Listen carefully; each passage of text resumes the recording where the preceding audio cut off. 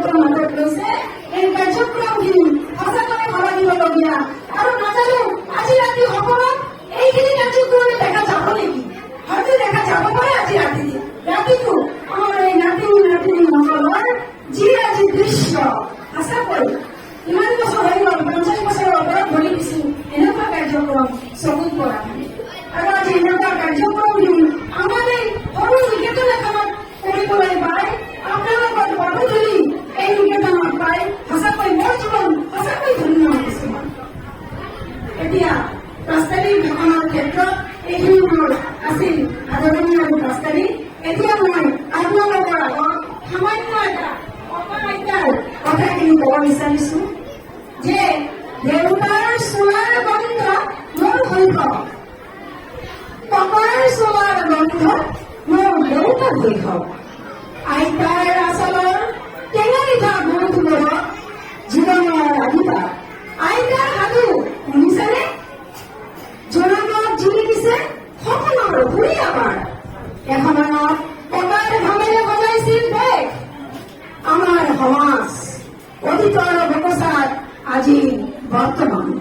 সঁচাকৈ আজি কিয় এই বিদ্যালয়টিয়ে এই কাৰ্যক্ৰমটো কৰিবলৈ হাতত ললে? ইয়াৰ এটা ডাঙৰ প্ৰশ্নটো হৈ আছে। ইমান দিন আমাৰ বিদ্যালয়টিৰ নিকেতনত অভিভাৱক সন্মিলন, মাতৃ সন্মিলন আৰু শিশু সন্মিলন, আচাৰ্য সন্মিলন, প্ৰধানাচাৰ্য সন্মিলন, শংকৰীদেৱসকল সন্মিলন এইবিলাক আমাৰ নিকেতনত কৰিছিল। কিন্তু আজি এই মহান এটা ভব্য কাৰ্যক্ৰম কৰিবলৈ কিয় হাতত ললে? আচলতে আমাৰ শিশু সমাজ, এই সমাজত ছাত্ৰ-ছাত্ৰীসকল আজিৰ যিটো আমাৰ সমাজ, এই সমাজে কেৱল এটা সৰু পৰিয়াল বিচাৰে, যি পৰিয়ালত কেৱল ল'ৰাজন থাকিব, ল'ৰাজনৰ মা দেউতা নাথাকিব। মই য'ত মোৰ ছোৱালীক বিয়া দিম, মই ঘৰ আগত চাম তাৰ মা দেউতা আছে নেকি। যি ঘৰত মা দেউতা নাই, কেৱল ল'ৰাজন আছে আৰু ল'ৰাজন চাকৰি আৰু পইচা আছে, আমি সেইটো ঘৰে প্ৰথমে বাছনি কৰিম আৰু সেইটো ঘৰতে আমাৰ জীয়াৰীজনে সেইটো ঘৰতে আমি বিয়া দিম। এইটোই হ'ল আমাৰ মূলৰ সকলোৰে চিন্তন। কিন্তু আমি ভাবিবলগীয়া এই ল'ৰাজন ক'ৰ পৰা আহিল? যি ল'ৰাজনৰ কাৰণে মই ছোৱালীক বিয়া দিবলৈ গৈছো, চাকৰি কৰা এজন ল'ৰা, তাৰ ঘৰত কোনো নাই, মোৰ ছোৱালীজনী সুখে থাকিব, এইটো চিন্তন কৰি যি আমি আগবাঢ়িছো। কিন্তু তাৰ ওপৰত যে ঊৰ্ধ চিন্তন আছে, সেই ঊৰ্ধ চিন্তনটো হ'ল এই যে পুত্ৰ, তাৰ পুত্ৰ ক'ৰ পৰা আহিল? আমি কিন্তু সেইটো চিন্তন এইটো নকৰো। আমি চিন্তা কৰো ছোৱালীৰ সুখ, কিন্তু ছোৱালীৰ সুখ কেৱল জোঁৱাই নহয়, ছোৱালীৰ সুখ নিজৰ শাহু আৰু শাহুৱাই আৰু শহুৰ। যি ঘৰত শহুৰ আৰু শাহুৰিক পূজা কৰিব পাৰিছে সেইখন ঘৰ স্বৰ্গৰ তুল্য। আপোনালোক সকলোৱে জানে ৰামচন্দ্ৰই যেতিয়া লক্ষ্মণে যেতিয়া শক্তিশালী কৰিছিল, তেতিয়া ৰামচন্দ্ৰই কৈছিল, হে লক্ষ্মণ, লংকা যদিও গুণত তথাপি মানে মোহিত কৰিব নোৱাৰে, কাৰণ জননী আৰু জন্মভূমি স্বৰ্গতকৈ শ্ৰেষ্ঠ। যি ঘৰত মা আছে, যি ঘৰত মাকক পূজা কৰা হয়, যি ঘৰত দেউতা আছে, যি ঘৰত দেউতাক পূজা কৰা হয়, সেইখন ঘৰ স্বৰ্গৰ তুল্য। স্বৰ্গ ক'ত? স্বৰ্গ আমাৰ ঘৰখনেই হৈছে স্বৰ্গ। যদি আমাৰ ঘৰত এইখিনি নাই, তেনেহ'লে স্বৰ্গ বিচাৰি গৈ আমাৰ লাভ নহ'ব। বিদ্যা ভাৰতীয়ে চিন্তন কৰিছে আমাৰ শংকৰদেৱ শিশু নিকেতন পঢ়াৰ ছাত্ৰ ছাত্ৰীবিলাকে যাতে সৰুৰ পৰাই বুজি পায় মোৰ ককা কোন, মোৰ আইতা কোন, মোৰ দেউতা মাতো আছে, ককা আৰু আইতা। এনেকুৱা কিছুমান ল'ৰা ছোৱালীক পোৱা যায় যে আমাৰ ককাৰ নামো নাজানে, আমাৰ আইতাৰ নামো নাজানে, আমাৰ ককাৰ যে দেউতা আছে। আমি কি কৰোঁ? পূজা পাৰ্বণ কৰোঁতে আমি 7 পুৰুষক আমি পানী দিওঁ বুলি কওঁ না? আমাৰ আইতাসকল কয় নে নকয়? কিবা আমাৰ যদি বিবাহ হয়, ওই বিবাহৰ যিটো ভিত্তি শ্ৰাদ্ধ হয়, ভিত্তি শ্ৰাদ্ধ, তাত আমি কি কৰোঁ? 7 পুৰুষক আমি পানী দিওঁ, নহ'লে আমাৰ দেউতা উদ্ধাৰ নাপায়। কিন্তু সেই 7 পুৰুষ কোন? নিশ্চয় মোৰ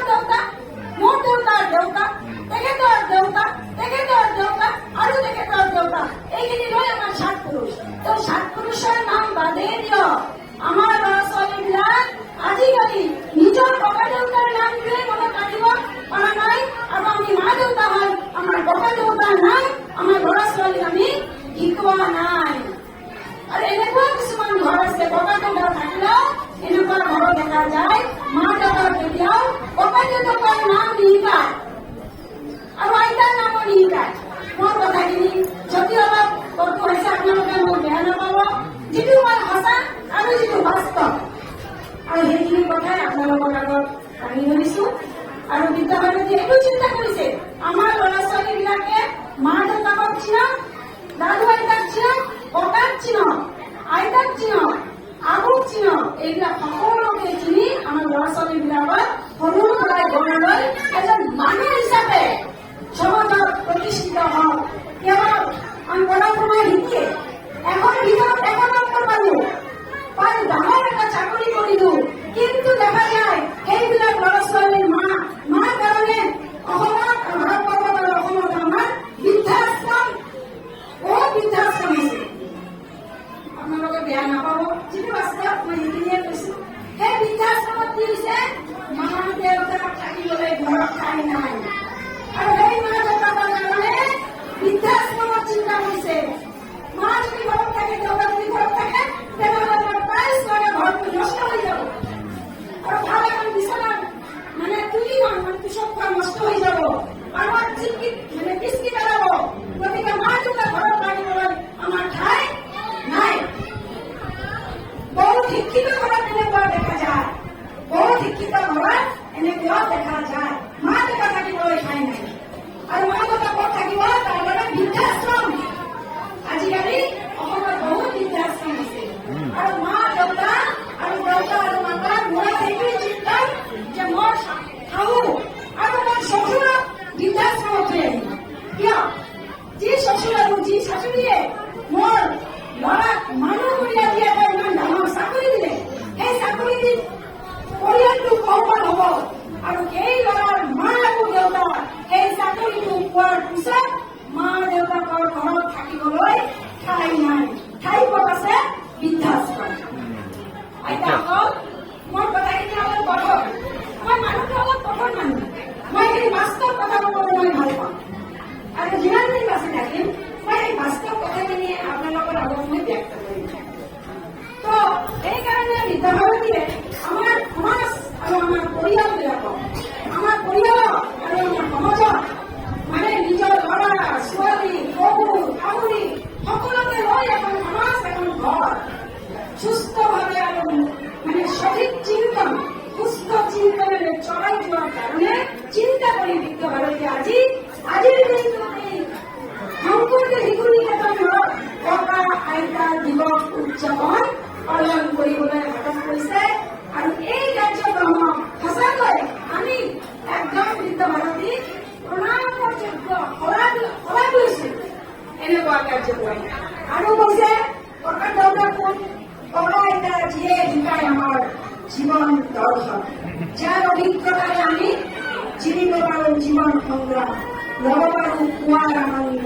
সেই আনন্দৰ মধুৰ সময়ৰ কথাৰে জীপাল কৰিম এটা দিন, আৰু সেই দিনটোৱেই হৈছে আমাৰ ককা আইতা দিৱস উদযাপনৰ দিন। তো আইতা আৰু ককাসকল আৰু মঞ্চত উপবিষ্ট শ্ৰদ্ধাৰ বিদ্বান ব্যক্তিসকল আৰু মোৰ প্ৰিয় আচাৰ্যসকল আৰু মোৰ অতি মৰমৰ ছাত্ৰ ছাত্ৰীসকল, মই আজি প্ৰাস্তাৱিক ভাষণ দিওঁতে মোৰ যদি কোনো ভুল আৰু ত্ৰুটি হয়, তেনেহ'লে আপোনালোকৰ ওচৰত মই কৰজোৰে প্ৰাৰ্থনা কৰি মই মোৰ আজিৰ প্ৰাস্তাৱিক ভাষণ ইয়াতেই সমাপন কৰিলোঁ।